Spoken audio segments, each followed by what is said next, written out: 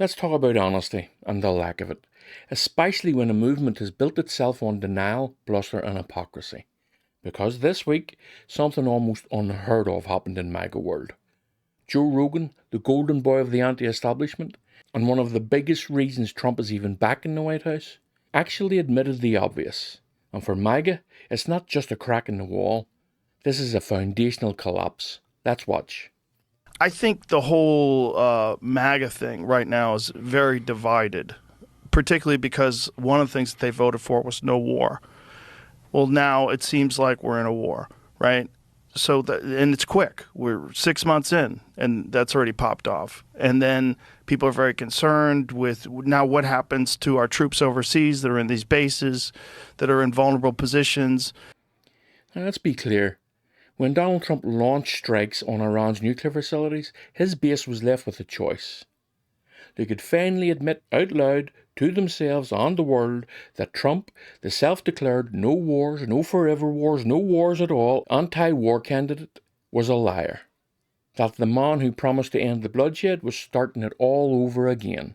Or, more in line with the MAGA ethos, they could move the goalposts, twist themselves into knots, and pretend up is down, left is right, and a bombing campaign is not really a war. Now guess which one they chose? That's right. Most of them ran with the latter. Suddenly, the same people who clung to Trump's anti-war branding are out there saying, well, technically, it's not a war because Trump didn't declare it. Can you believe that? Now, assuming you're somewhat a functioning adult, can you believe they're actually saying that type of thing? Some say he had no choice. It was almost offensive. Others tried to get philosophical, claiming sometimes you get peace by bombing people. This is how desperate they have become to defend this indefensible scumbag. And then, like a punchline to this sick joke, in strolls Joe Rogan, the man who just mere months ago was giving Trump the softest, most enabling interview of his campaign. The same guy who endorsed him in 2024, the one who sold millions on the idea of Trump 2.0, the populist reboot. Rogan, with his massive megaphone and anti-woke street cred, sits down and says it. MAGA is divided. They voted for no war, and now it looks like, yeah, we're in a war. He goes on about the troops overseas, the bases, the growing worry, the split. Let's be crystal clear about what's happening here. This is not some MSNBC host, not a Democrat talking head, not a leftist activist. This is Joe Rogan, MAGA adjacent kingmaker. The guy who has personally helped launder Trump's image for a whole new generation of angry online men.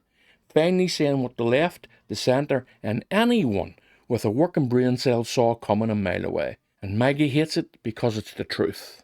And here's what makes this admission so damning. Rogan is one of the very few with the reach, the trust, and the cultural capital to even start shifting the mood of MAGA world.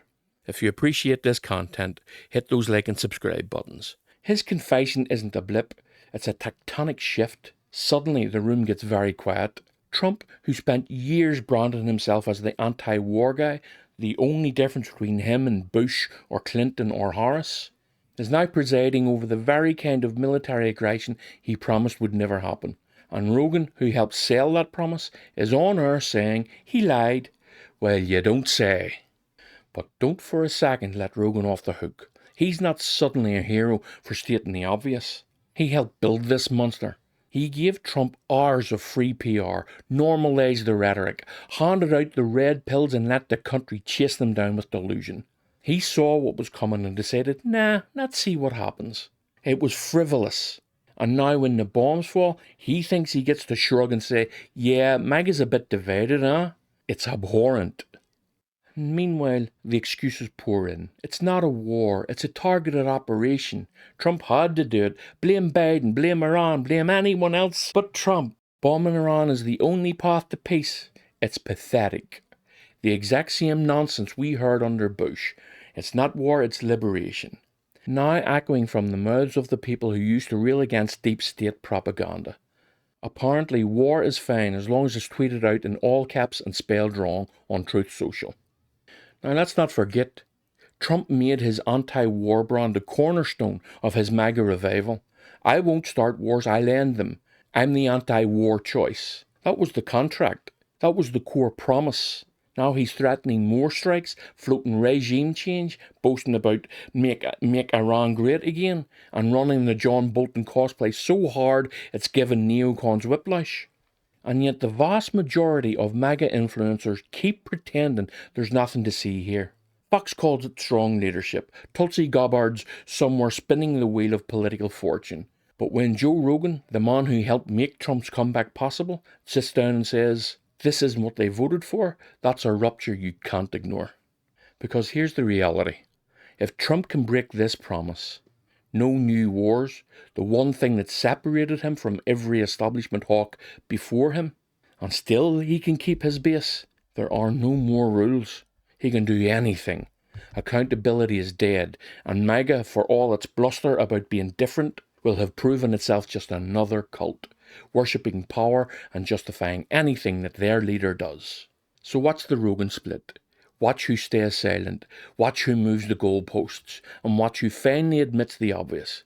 Because even if a fraction of MAGA world wakes up and realises the emperor has no clothes, it won't be just Trump's war that's over. It'll be the whole myth of what this movement ever claimed to be. If you like what we're doing here, just click one of these videos. Go on, treat yourself. Let me know your thoughts below. Agree or disagree, I'd still like to hear them. And if you fancy helping out, hit subscribe and give us a wee thumbs up for the algorithm. Really appreciate it, folks. Thanks for being here. See you in the next one.